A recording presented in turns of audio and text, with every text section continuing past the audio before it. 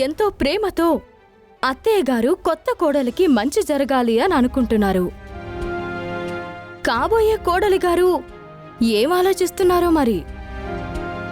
Madam, ఎందుకు ఆలోచిస్తున్నారు? ఏం ఆలోచిస్తున్నారు? తినండి తొందరగా. మీరు తినేస్తే మిగిలిన కార్యక్రమాల్లోకి త్వరగా వెళ్ళిపోదాం. మాయా, ప్రసాదం గురించి నిజంగా నీకు తెలీదు గాని ఈ ప్రసాదం తినడం వలన ఎన్నో అద్భుతాలు జరుగుతాయి. అవును మాయా, పల్లెటూరు పొలాల్లో ఈ ప్రసాదం చల్లితేనే పంటలు పండుతాయి. ప్రసాద మహిమ గురించి మీరు నాతో గతంలో చెప్పినవన్నీ గుర్తున్నాయి. మీరు మళ్ళీ మళ్ళీ చెప్పాల్సిన అవసరం లేదు. మరి అలాంటప్పుడు తినకుండా ఎందుకు బ్రతిమలాడించుకుంటున్నావు? తింటే ఏదైనా ప్రాబ్లం ఉందా? నీకేదైనా ఎఫెక్ట్ అవుతుందా? ఎఫెక్ట్ ఏముంటుంది? ఎందుకు పిచ్చి పిచ్చిగా మాట్లాడుతున్నావు? దీని గురించి కూడా ఇంతసేపు వాదనేంటమ్మా? పోనీ నేను తినిపించనా?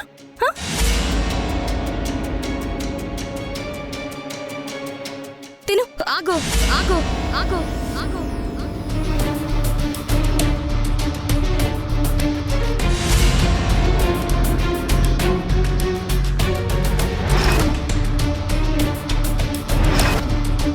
ఏమైంది? ఎందుకలా అరిచావు?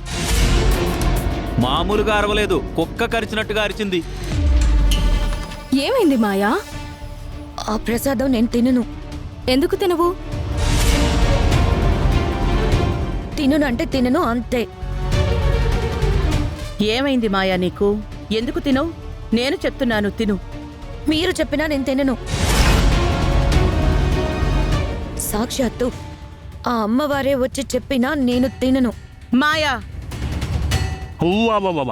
హ, ఈ కోడలు ఇంకా పెళ్లి కాకుండానే అత్తను ఎదురిస్తుంది. హ, ఇదేదో తేడాగా ఉంది. ఏమైంది మేడం మీకు? మామని ఎదురిస్తున్నారు? మేడం, ఎక్కిన కొమ్మని నరుక్కున్నట్టు మీ పెళ్ళిని మీరే ఆపుకుంటారా ఏంటి? నువ్వు అమ్మవారి ప్రసాదం తినలేవు. అది నీ భయం. అది నాకు అర్థమైనట్టు మిగిలిన అందరికీ అర్థమయ్యేలా చేస్తాను. నువ్వు మా కులదైవమైన అమ్మవారి ప్రసాదం తిన్న తర్వాతే పెళ్లి పనులు మొదలవుతాయని చెప్పానా లేదా? మరెందుకిలా మొండితనం చూపిస్తున్నావు? నేనేదైనా హార్ష్గా రియాక్ట్ అయ్యుంటే ఐఎమ్ వెరీ సారీ అత్తయ్య గారు. నేను ఎందుకు వద్దు అని అంటున్నానంటే ప్రసాదం నేను తినకూడదు. ఎందుకు తినకూడదు? ఎందుకంటే ఒక కారణం ఉంది. ఏంటది? నేను ఉపవాసం ఉన్నాను. మంచినీళ్ళు కూడా ముట్టను. ఎందుకు? మీకు అమ్మవారు పోసినప్పుడు తొందరగా నయమైపోవాలని మొక్కుకున్నాను.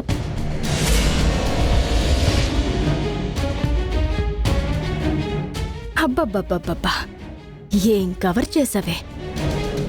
మంచినీరే తాగని నేను ఈ ప్రసాదాన్ని ఎలా తింటాను? మిగిలినవి ఏవి తినకూడదు గాని ప్రసాదానికి పట్టింపు ఉండదు.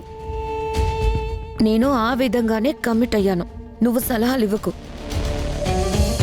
అత్తయ్య, మీకోసం ఇంత నిష్టగా ఉన్నాను. కావాలంటే రాత్రి 12 దాటిన తర్వాత తింటాను. అప్పటి వరకు నన్ను ఫోర్స్ చేయకండి.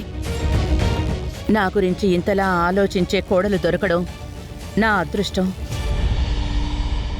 కారణం చెప్పావు కాబట్టి ఇంకేం అనంలే. నువ్వు చెప్పినట్టే చేద్దాం. అబ్బబ్బబ్బబ్బబ్బబ్బా, ఆనిముత్యం లాంటి కోడలు మా ఇంటికి రాబోతోంది. అమ్మ గురించి నాలాగే ఎంత బాగా ఆలోచిస్తుందో. మనలాగా వసంత గారు. ఆ హ, ఎవరి డప్పు వాళ్ళు కొట్టుకోండి, డింగ్ డింగ్ డింగ్ డింగ్ అని.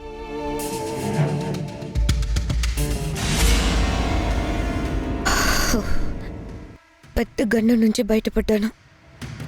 ఆవిని నన్ను ఎలాగైనా ఇరికించాలని చూసింది. జస్ట్లో మిస్ అయ్యాను.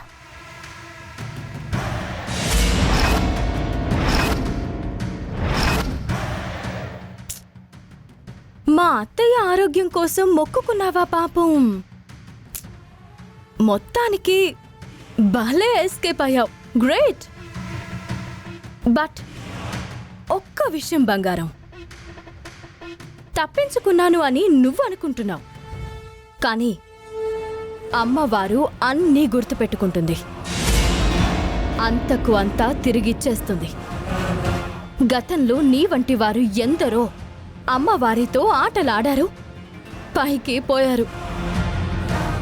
నీ తప్పులు, నిన్ను వెనకుండి నడిపిస్తున్న నీ మాంత్రికుడు తప్పులు అన్నీ లెక్క పెట్టుకుంటుంది.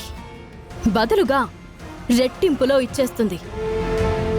ఈ భూమి మీదే కనపడకుండా పోతారు. ఇప్పటికైనా మారండి. చేసిన తప్పులకు అమ్మవారి ముందు క్షమాపణ అడగండి. చిన్న చిన్న శిక్షలతో బయటపడతారు. అర్థమైందా? మా అత్తని బురుడి కొట్టించినంత సులువు కాదు అమ్మవారితో. నీ కూతురు మా ఆధీనంలో ఉందని తెలిసి కూడా ఇష్టం వచ్చినట్టు మాట్లాడుతున్నావు. పెళ్ళయ్యేంత వరకు నువ్వు ఎంత తగ్గి ఉంటే అంత మంచిది. నా బిడ్డ ప్రమాదంలో ఉంది కాబట్టే తగ్గి ఉన్నాను. అదే మీ దగ్గర లేకుండా ఉండుంటేనా ఈ పాటికి నీ గురించి బయట పడిపోవడం, మా అత్తయ్య నిన్ను బయటికి గెంటేయడం రెండూ జరిగిపోయుండేవి. నీ దూకుడు తగ్గించడానికే కదా నీ కూతుర్ని అడ్డం పెట్టుకున్నాను. డబ్బున్న దానివి, స్థాయున్న దానివి, మంచి మనుషుల పెంపకంలో ఉన్నదానివి. ఇంకేం కావాలి నీకు? ఇంకా దేని గురించి మీ ప్రయత్నాలు? దేని మీద ఆధిపత్యం కోసం మీ పరుగులు? మీ లక్ష్యం ఏంటసలు? అది నీకు అనవసరం.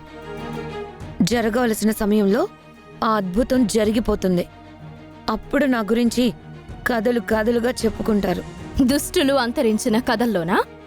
నువ్వు ఏమైనా అనుకో, మీ ఆశయాలు దుర్మార్గమైనవని నాకు అర్థమవుతుంది. ప్రత్యేకంగా నా కుటుంబాన్నే ఎంచుకోవాల్సిన అవసరం ఏముంది? కారణం ఏంటి? మా ఇంటి ముక్కు పుడకనా? లేదా ఇంకేదైనా ఉందా? టాప్ సీక్రెట్స్ అన్నీ నువ్వెంత సిల్లీగా అడిగేస్తే ఎలా అవని? Wait and see. మరి కొన్ని గంటలే ఉంది, తర్వాత సినిమా బ్లాక్ బస్టర్ అవుతుంది.